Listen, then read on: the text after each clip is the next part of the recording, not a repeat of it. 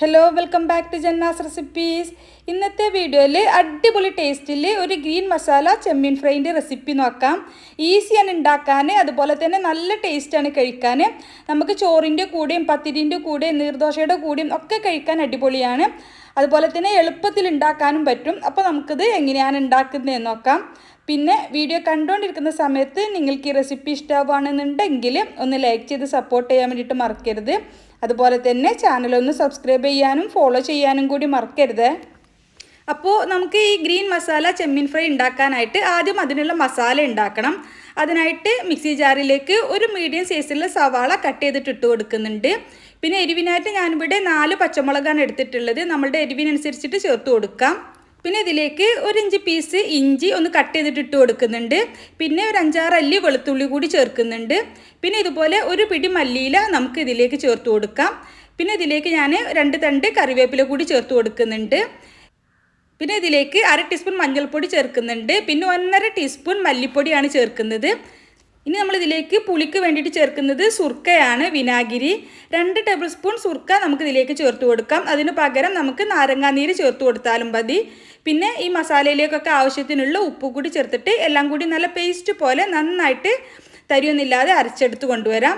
അരച്ചെടുത്തിട്ടുള്ള ഈ പേസ്റ്റ് നമുക്ക് ക്ലീൻ ചെയ്ത് വെച്ചിട്ടുള്ള ചെമ്മീനിലേക്ക് ചേർത്ത് കൊടുക്കാം.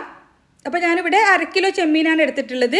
അപ്പോൾ ചെമ്മീനിലേക്ക് ഈ മസാല ചേർത്ത് കൊടുക്കാം. പകുതി മസാലയാണ് ഞാൻ ഇതിലേക്ക് ചേർത്തിട്ടുള്ളത്. ഈ സമയത്ത് മസാല ചേർത്തിട്ട് നന്നായിട്ടൊന്ന് മിക്സാക്കി എടുത്തതിന് ശേഷം നമുക്ക് ഒരു 10-15 മിനിറ്റെങ്കിലും ഒന്ന് റെസ്റ്റ് ചെയ്യാൻ വേണ്ടി വെച്ചാൽ മസാലയൊക്കെ ചെമ്മീനിലൊക്കെ നന്നായിട്ട് പിടിച്ചു കിട്ടും.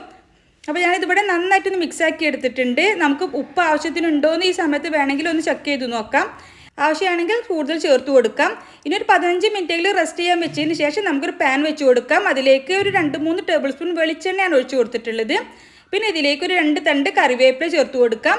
പിന്നെ നമ്മൾ അരച്ചെടുത്തിട്ടുള്ള മസാല ബാക്കിയുള്ളത് നമ്മൾ പകുതി മസാല ചെമ്മീനിൽ ചേർത്തിട്ടുണ്ടായിരുന്നു. ബാക്കിയുള്ളത് നമുക്ക് ഈ പാനിലേക്ക് ഒഴിച്ച് കൊടുക്കാം. എന്നിട്ട് ഒന്ന് വഴറ്റിയെടുക്കണം. ഈ മസാലയിലുള്ള ആ വെള്ളത്തിൻ്റെ അംശമൊക്കെ ഒന്ന് വറ്റി വന്നോട്ടെ. ഒരു 3-4 മിനിറ്റ് ഒന്ന് വഴറ്റിയെടുത്തതിന് ശേഷം നമുക്കിതിലേക്ക് നമ്മൾ മസാല പുരട്ടി വെച്ചിട്ടുള്ള ചെമ്മീൻ ചേർത്ത് കൊടുക്കാം. എന്നിട്ട് നന്നായിട്ടൊന്ന് മിക്സാക്കി എടുത്തതിന് ശേഷം നമുക്കിത് അടച്ച് വെച്ച് വേവിക്കാം. ചെമ്മീനിൽ നിന്ന് കുറച്ച് വെള്ളമൊക്കെ ഇറങ്ങി വരും നമ്മളിത് അടച്ച് വെച്ച് വേവിക്കുന്ന സമയത്ത്.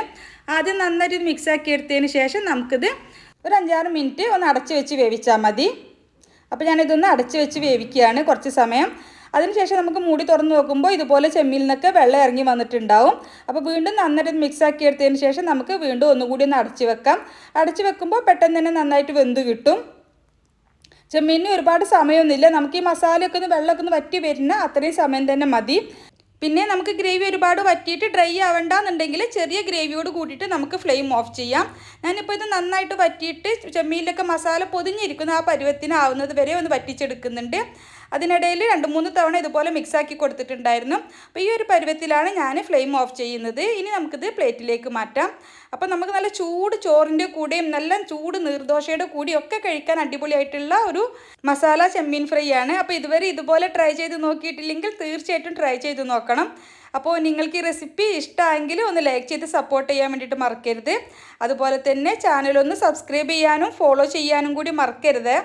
അപ്പോൾ ഇൻഷാ അല്ലാഹ് മറ്റൊരു അടിപൊളി റെസിപ്പിയുമായിട്ട് നമുക്ക് വീണ്ടും കാണാം. Thank you for watching.